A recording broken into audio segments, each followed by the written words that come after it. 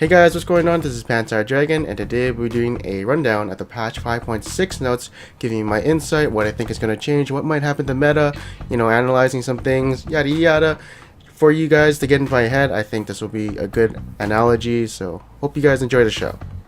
Alright, so right here, Aatrox is getting a buff. It now grants 20% of maximum blood well for each enemy hit with your R, which is pretty good, but I mean, before you had to prep your blood well, you had to hit some minions, use some life, use your QE, whatever, and then restore with your W, but now you get to do this, so it's kind of good. But the reason I don't think he's going to be good is because of his last nerf, which was a way long ago in Season 3. His base damage on his E was 255, now it got reduced to 210, so you can wave clear as efficiently and stall out the game more.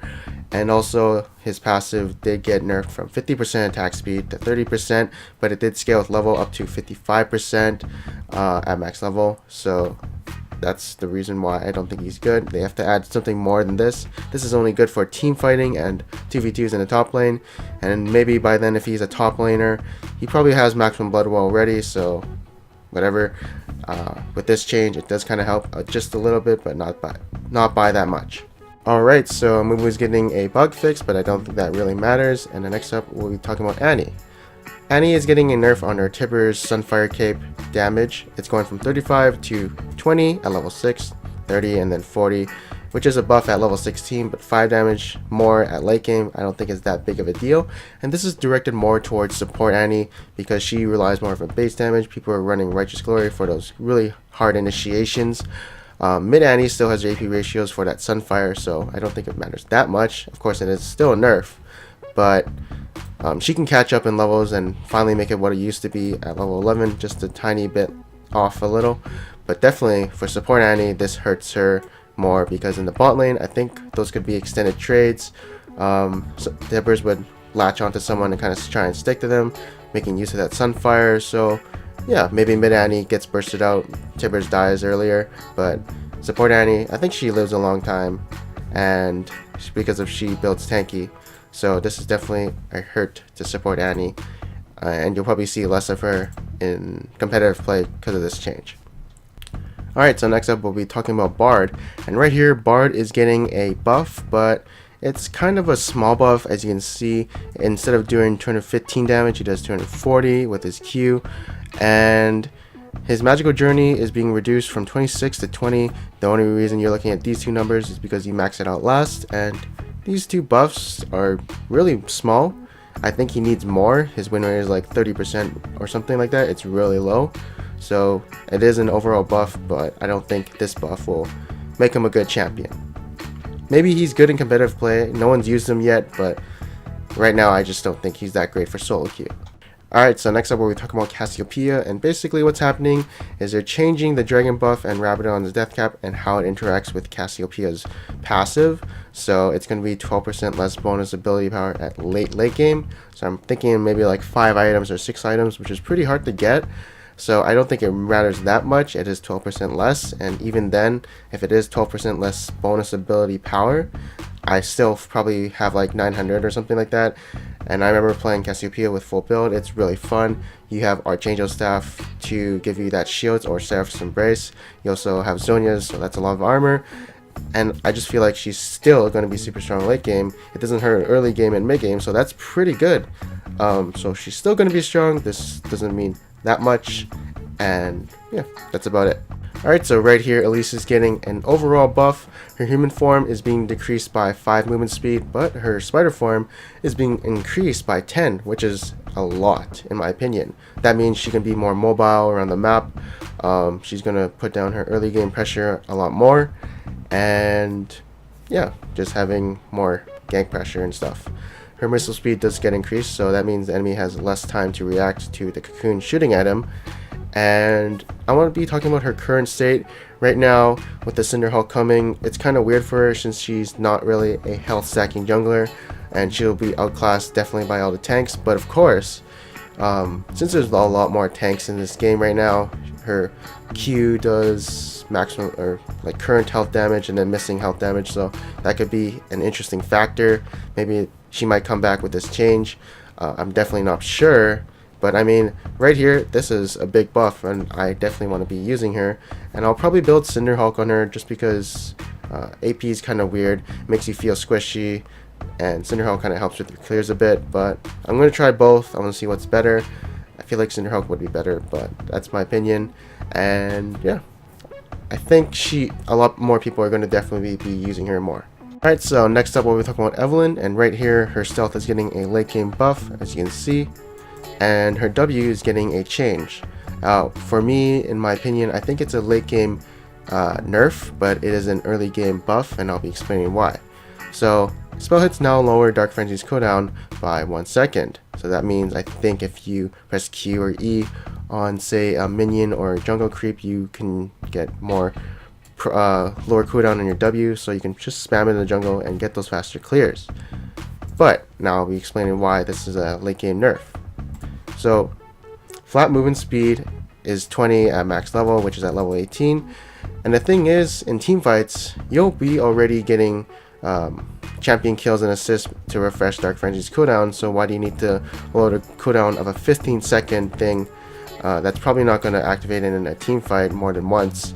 As long as you don't get any champion kills and assists, why do you need to reduce the cooldown by 1 by resting Q and E? And that's my opinion. You're losing, this flat movement speed stack, which does stack up to 4 times, which is a lot. So overall, in team fights, I feel like it is going to be a nerf. But for the early game, you go around the jungle faster and can move faster, so that might help. Oh yeah, and I forgot to mention, with this buff, it probably won't change her. She's still probably going to be bad, so I don't think she's coming back as of now. Alright, so right here Galio's E is getting a buff. It's going down from 12 seconds to 9 seconds at max rank. And you might think he's viable now, like he's fun to play in the mid and top lane, but as of like really good champions for mid lane and top lane, I don't think he suits there yet, just because his ultimate relies on him having flash, and waiting until that flash is up is going to be a long time, even if you have distortion boots. But like having that inconsistency with him is kind of bad. At least he can still poke with his Q and E. But honestly, he might come back just because Chalice is getting buffed in this patch. But I just don't see it right now. Unless a lot of people are running a lot of heavy AP comps, then maybe. But having that inconsistency on his ultimate and relying on flash up most of the time is what is dragging him down. Alright, so next up we'll be talking about Aurelia, and right here her base damage is just getting nerfed at level 5. It'll be reduced by 40 damage, and honestly it did do quite a bit of damage. 50 damage per level is really strong for any kind of skill, and that should probably be toned down of course, but she's still going to be good for your damage ain't shit, and she's still probably going to be played in top lane for sure. Alright, so next up we'll be talking about Katarina, and right here she's getting another nerf despite one of the other patches before. And it is base stats, so it's kind of hard to estimate how well she's going to do in terms of win rates, but she's still probably going to be played in mid lane as a solo queue type champion. So yeah, not much to say here of course. Alright, so next up, Karthus's auto attack frame is being improved, and I actually think this means something, at least for his jungle clears, and only jungle Karthus, because in the jungle if you had 15 or 10% CDR, you might miss an auto attack in between your Qs, so now maybe you can go Q auto attack consistently. Before I'd only do Q, cancel my auto attack, and then Q, so that's just 2 Qs and no auto attack. But that's what I think about it, so let's move on to LeBlanc.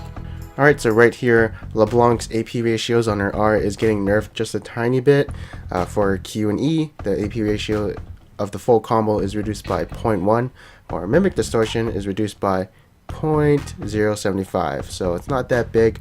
I think it's about, if you have 400 AP, it's only 30 to 40 less damage on all of her mimicked abilities, so it is small and it only varies on your AP ratio, so it's kind of decent, but she's still probably going to be strong in the mid lane of course. So next up, Lux is getting a bug fix onto her passive and R. Basically what it's saying is you can now trigger your passive with your ultimate, which adds a 0.2 AP ratio onto your full rotation combo, as long as people have been hit by the Q or E. So it is, it is a pretty good buff, but I think she just has some other problems, like not being able to wave clear the back minions fully with her E. Her E costs like 130 mana at rank 5, so right now she's she's in an awkward spot. I don't like her, and this obviously won't bring her up to one of the top mids right now.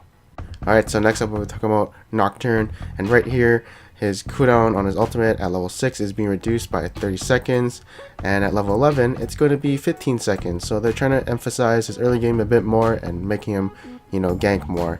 But honestly, I feel like they're tank junglers right now who are really strong at the moment, along with your top tier junglers like Rek'Sai, and I think Vi, and Nidalee, of course. So he's definitely not going to be with them right now just because of this buff. I think he needs a bit more. So yeah, he's decent. I'd say he's, if there was a tier 1, 2, 3, he'd be like tier 3 or 2. And that's my opinion of him. Next up is going to be Quinn, and as you can see, she gets a reset on her auto attack when she uses her E, and a bunch of bug fixes to make her less clunkier. Obviously with this buff, it's not going to help her that much. She's pretty shit at the moment, so yeah. And right here, Rammus is just getting a late game buff. This is the last thing you max out. You max out W and E, so it doesn't matter in early levels. So you're looking at 60 mana versus 70 mana. So that means 10 mana less. Pretty good. I think he's pretty strong right now, especially for solo queue, just because of that new Cinderhulk item, of course. Alright, so right here we're going to be talking about Ryze, and right here he's getting a buff from 120 damage to 135 damage, which is a 15 increased. And you have to remember, this is his main source of damage, what he uses the most when harassing his laners and in team fights for damage.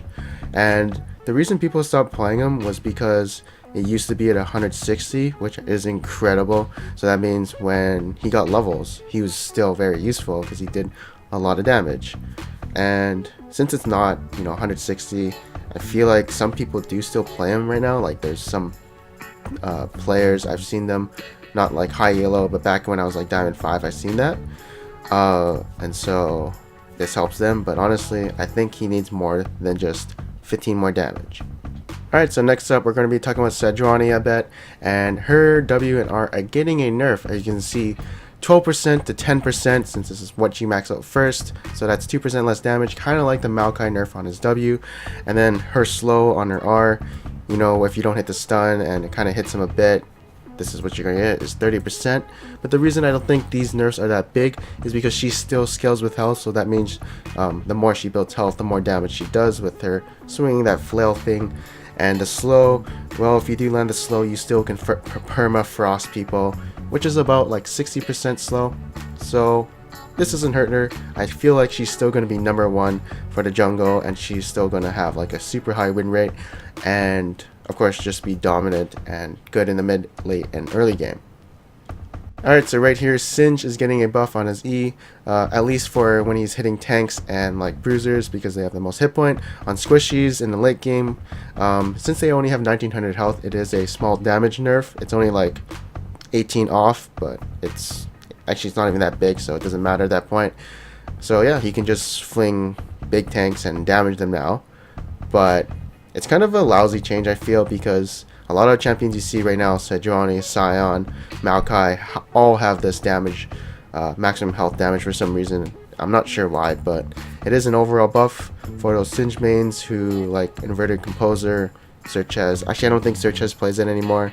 There's all these Singe mains are probably going to be happy, and like for competitive, I'm not sure, because no one really plays Singe because he's kind of like, you got a proxy kind of thing or have this weird playstyle.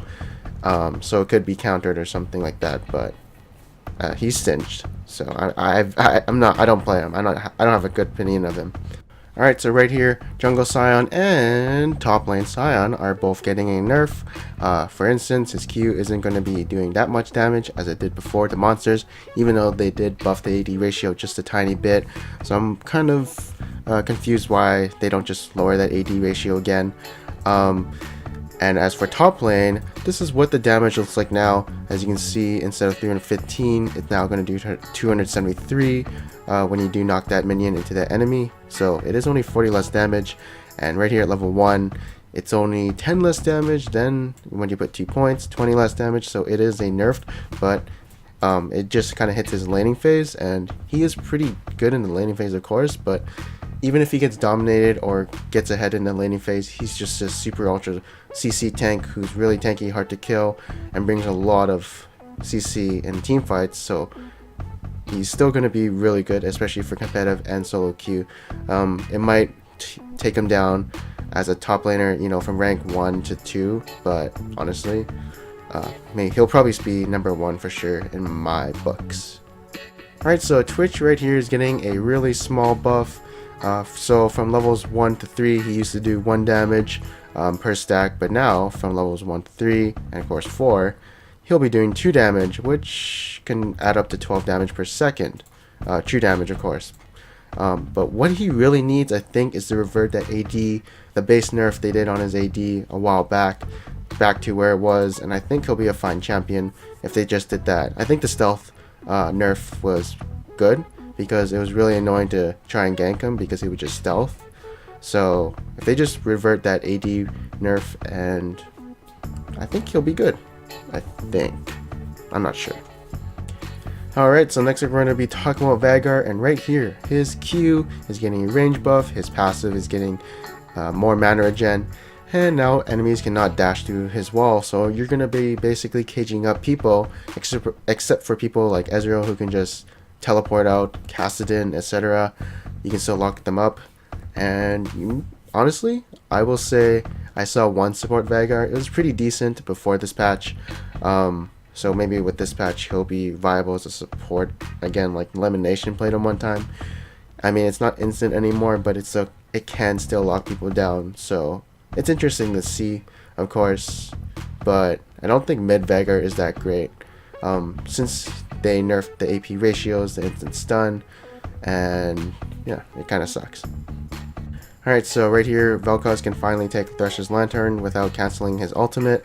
Yark is getting a range increase on his Q, and Ziggs's mana on his Q is being reduced, which is probably pretty good. I think he can go the Morello route right now before he had to keep going Athenes, because, you know, he had a lot of mana issues with 90 mana. So 70, feel like Morello is a viable item on him right now. And maybe with this change he'll come back. I think he might come back. I mean, there are people who play him. I know Odd One, when he plays mid lane, he plays Ziggs, and I see it being pretty good. Maybe with that Luden's Echo, of course. I think that's a great item on like Poke champions or people who can use a lot of skills. I think it's going to be good on this guy too. But yeah, you'll probably see him come back. Alright, so they're going to be buffing Zilean in this patch. Health per level is being increased, AP ratio is being increased, mana costs are being reduced on basically all his skills, and the W cooldown for the lower levels are being lowered. But it's the same at the last level. So, in my opinion, this is good because his mana costs were so high, I'd have to buy a tier. That's the only way I could like survive roaming around and casting my spells. But the thing is, his Q is still a skill shot. It's not reliable. I think it needs more range, or be instant to get the stun off people. So that's my opinion of him. He's definitely still a really bad champion, I think. Since that Q is just so unreliable to get the stun, and he has no other utility but his E. I feel like the E was also a nerf, like when they changed it. So it kind of sucks, but yeah, that's my opinion of him. I don't think he's good. Alright, so next up, Chalice and Athene's Unholy Grail are getting a buff. The cost is being lowered by 100 gold on the Chalice. And right here, the mana gen plus the mana restore on kill assist is being increased, which is pretty good. The only reason people weren't buying Athene's Holy Grail is because Morello Nomicon basically did what they needed for mana regen, like Orianna, Ahri, all those champions. And the only reason you'd buy Athene's Unholy Grail was for the magic resist, the 25 magic resist. So that means you'd buy it against, say, Lissandra top and Rumble mid. Wait, an Orianna mid or something like that. You know, double AP. That's the only time you'd buy Athene's Unholy Grail. But now, I think with the incentive of the mana regen being increased and this too, for those heavy mana cost mid laners, and of course this cost being lowered, I think people are going to orient to buy this more in that situation. Alright, so next up we're going to be talking about not the Righteous Glory, it just gets a bug fix, but the Rift Scuttler. So the vision radius is being reduced to 525 from 1350, and what does this mean? I think that before, you could, with 1350 radius, you could see the jungler coming in from this ramp, this ramp, this ramp, and of course a bit of this area too, when you got the Scuttler, when you killed it.